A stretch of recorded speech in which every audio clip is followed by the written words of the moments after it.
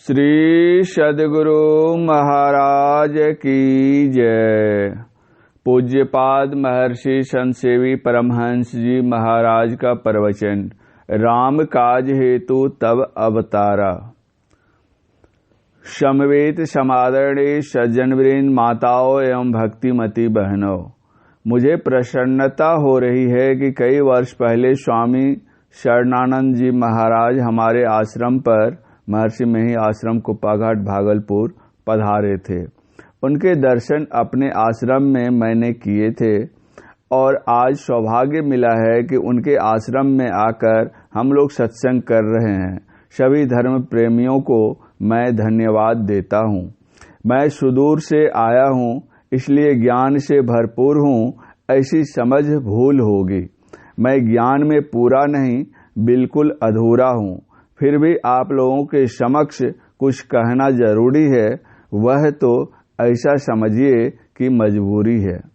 मैं जो बात कहूँ आप वह बात नहीं जानते हैं, ऐसी बात नहीं, लेकिन कहना इसलिए पड़ रहा है कि यदा कदा ऐसा देखा जाता है कि जो बड़े लोग होते हैं कभी कभी उनको भी विस्मृति हो जाती है, तो उनकी स्मृति के लिए कुछ कहना आवश्यक होता है। उदाहरणार्थ, श्री सीता जी का हरण हो चुका था। उनकी खोज में चतुर्दिक बहुत से बंदर भालू गए हुए थे। दक्षिण की ओर श्री हनुमान जी, जामवंत, अंगद जी आदि गए हुए थे। जब वे लोग खोजते ढूंढते समुद्र के किनारे पहुंचे तो वहां उनको संपाति से भेंट हुई।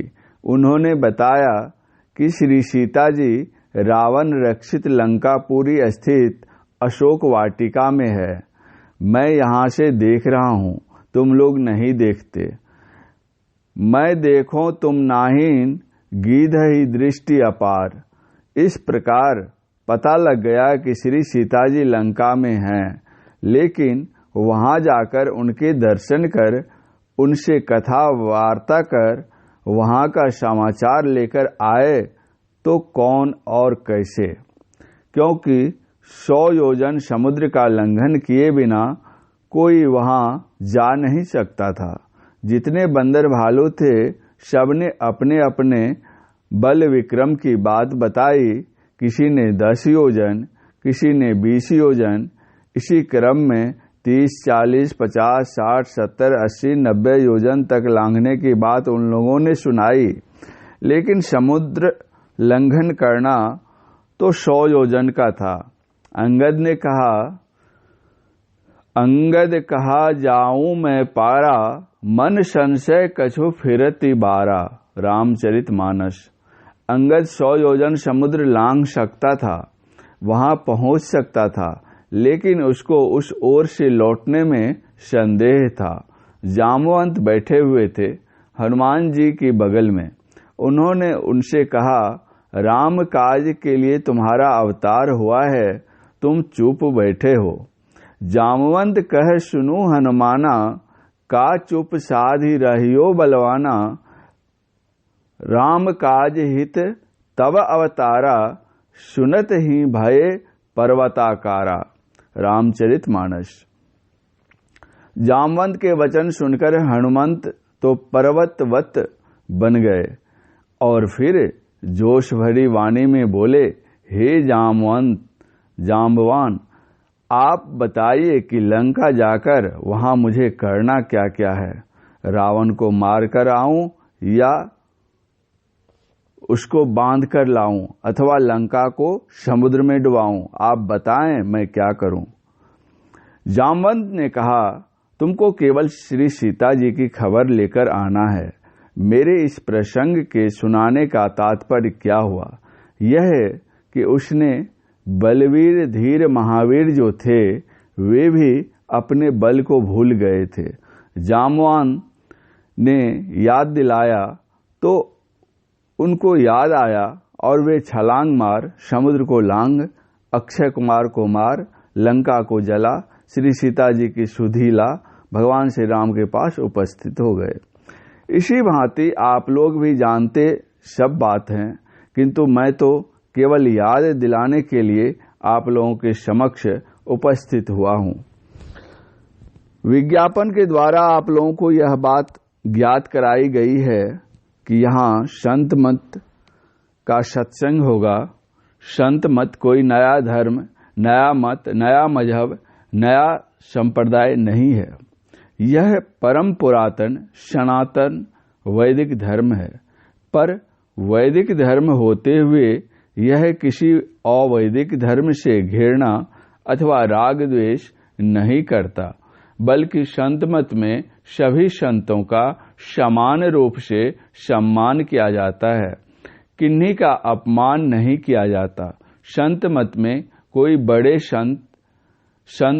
कोई संत बड़े और कोई संत छोटे ऐसा नहीं माना जाता, बल्कि ऐसा माना जाता है, जे पहुँचे ते कही गए, तिनकी एक बात, सबय सयान एक मत, तिनकी एक जात। आप लोगों ने थोड़ी देर पहले संत स्तुति सुनी है। उसमें सब संतों की बलिहारी है, सब संतन की बड़ी बलिहारी। उनकी स्तुति की विधि कीजिए, मोरी मति अति नीच अनारी। वे संत होते हैं तथा वे क्या करते हैं? तो कहा, दुख भंजन भव फंदन गंजन, ज्ञान ध्यान निधि जग उपकारी। विंदु ध्यान विधि नाद ध्यान विधि, सरल सरल जग में परचाड़ी। तत्पश्चात कहते हैं, धनी ऋषि संतन धन्य बोध जी, शंकर रामानंद धन्य अघारी। धन्य है साहब संत कबीर जी, धनी नानक गुरु महिमा भारी। गोस्वामी श्री तुलसीदास जी, तुलसी साहब अति उपकारी। दादू सुंदर सूर स्वपच रवि, जग जीवन पलटू भयहारी।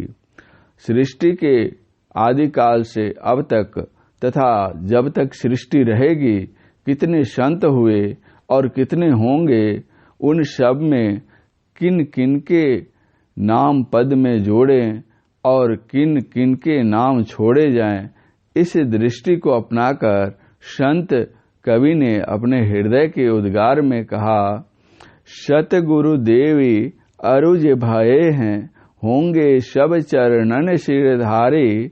भजत है में ही धन्य धन्य कही, गही संत पद आशा सारी। महर्षि में ही पदावली। इस पद में सभी संतों की वंदना है। मैं कुछ अपनी बात नहीं, मैं तो कुछ संतों की, सद्ग्रंथों की और विद्वजनों की बात ही आपके समक्ष रखने आया हूँ। विद्वानों का कथन है कि बिना कारण के कार्य नहीं होता, पहले कारण होता है, पीछे कार्य। आप देखते हैं कि इतना बड़ा विशाल पंडाल बनाया गया है, इतना बड़ा आयोजन किया गया है, इसकी क्या आवश्यकता है?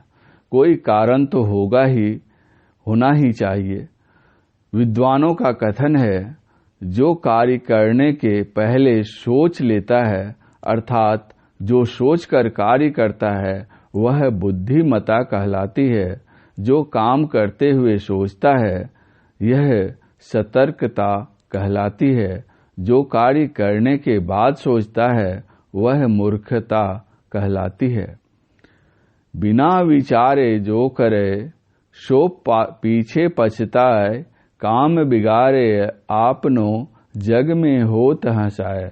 जग में होत हंसाए, चित्त में चैन न आवे। राग रंग सम्मान आदि, कछु मन नहीं भावे। कह गिरिधर कविराय, करम गति टरत न टारे। खटकत है उर्माही, करत जो बिना विचारे। इसलिए कर्म करने के पहले सोच लेना चाहिए। यहाँ कार्यक्रम में आप लोगों ने देखा, सबसे पहले इस स्तुति हुई, उसके बाद संत स्तुति की गई, पश्चात सद्गुरु स्तुति, संत मत सिद्धांत का पाठ, संत मत की परिभाषा और सद्ग्रंथों का पाठ हुआ।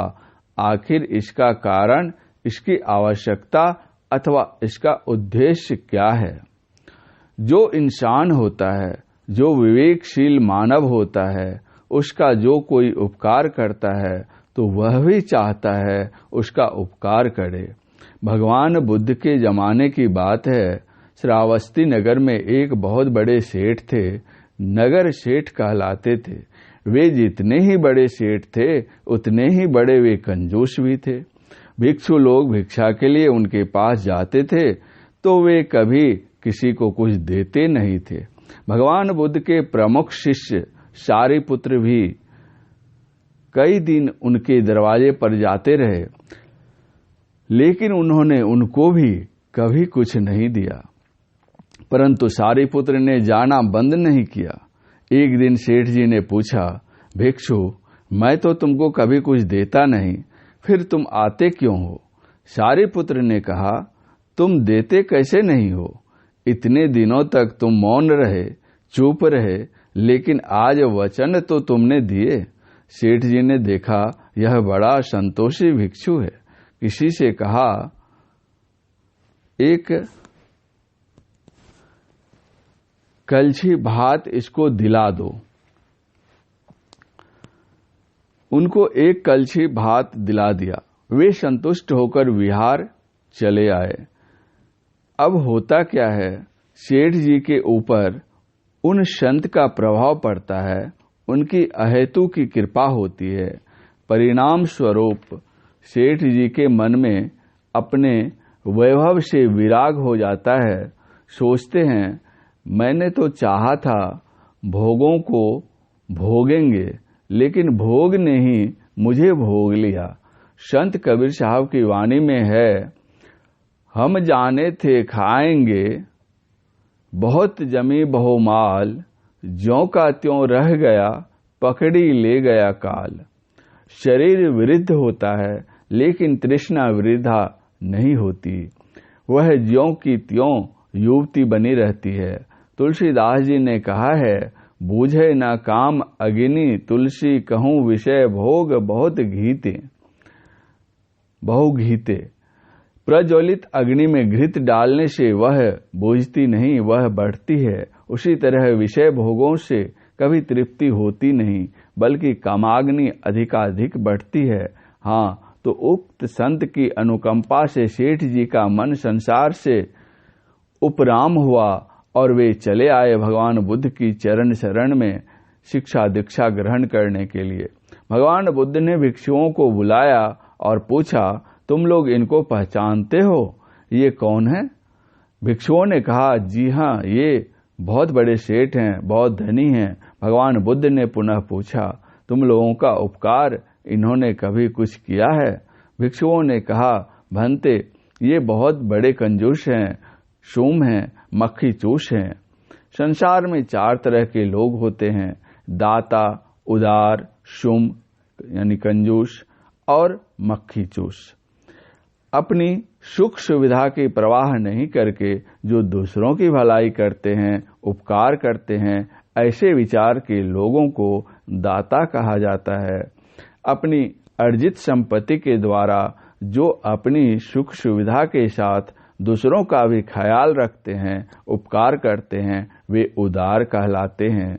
जो स्वयं के सुख भोग की तो व्यवस्था करते, किंतु औरों की परवाह नहीं करते, वे सूम कहलाते हैं, यानी कंजूस।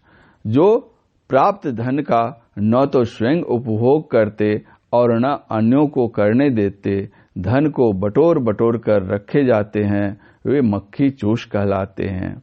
जैसे घीव में मक्खी चली गई, उसको वे यों ही निकाल कर नहीं फेंकते, बल्कि मक्खी को बाहर निकालने में उसके साथ घीव न चला जाए, ऐसा विचार कर मक्खी को चूस कर फेंकते हैं, वे मक्खी चूस कहलाते हैं। हाँ, तो इतने में वहां सारिपुत्र आ गए। उन्होंने कहा, भगवान, इन्होंने मेरा बहुत बड़ा उपकार किया है। भगवान बुद्ध ने पूछा, क्या उपकार किया? सारिपुत्र ने कहा, एक दिन एक कलछी भात इन्होंने मुझे दिलवाया था। भगवान बुद्ध ने कहा, धन्य हो तुम सारिपुत्र, एक कलछी भात दिलवाने वाले को भी याद रखते हो।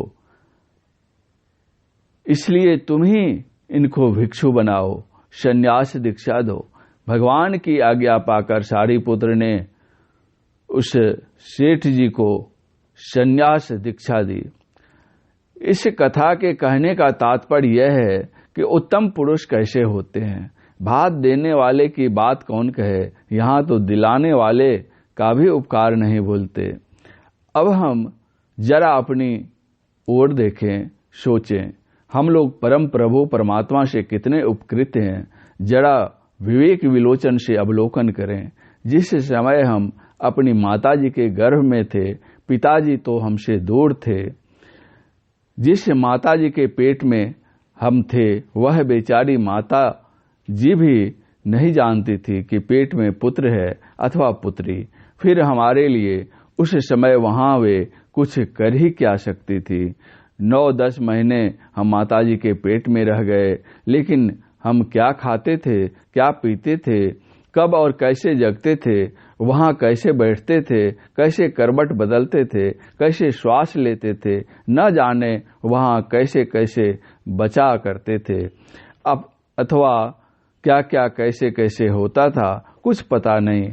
फिर भी प्रभु कृपा से एक बूंद से बढ़ते बढ़ते 9-10 महीने का सुंदर सुरक्षित शरीर माता के गर्भ से निकल आया।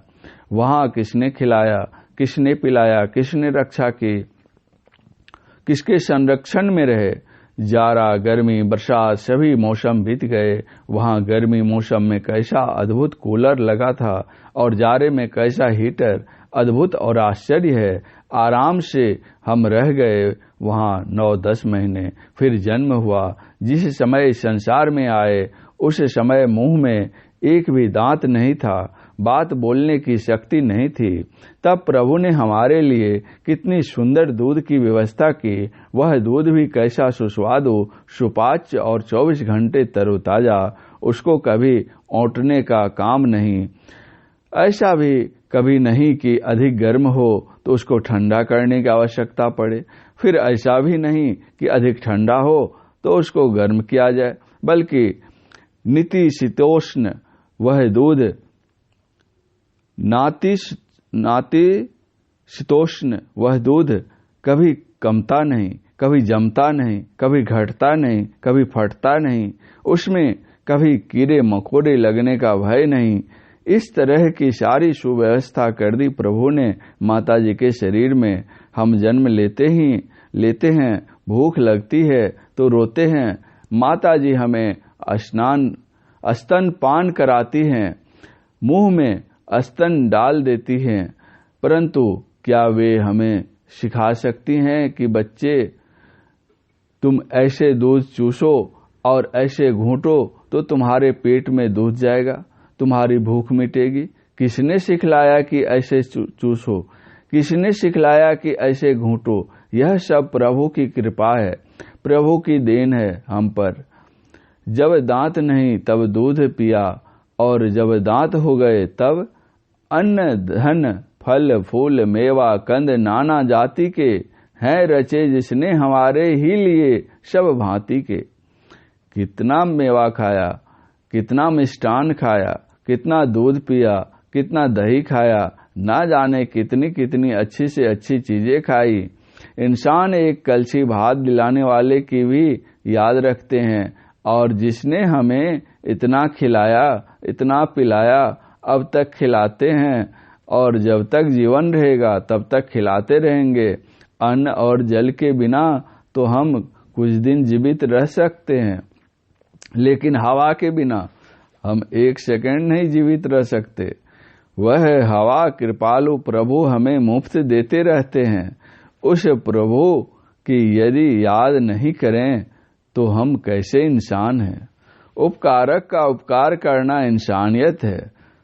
यदि हम उनका कुछ उपकार नहीं कर सकते हैं तो कम से कम उनका नाम तो लें। प्रभु तुम धन्य हो। गुरु नानक देव जी महाराज ने कहा है, तुम्हारी ही कृपा से हम सजे हैं, न तो मोसे गरीब करोड़न है।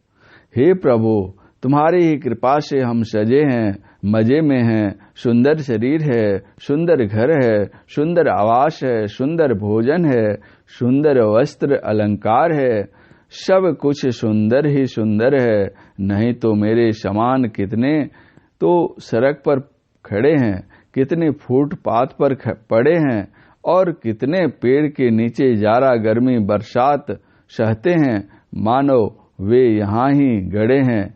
उसको कोई पूछने वाला नहीं है।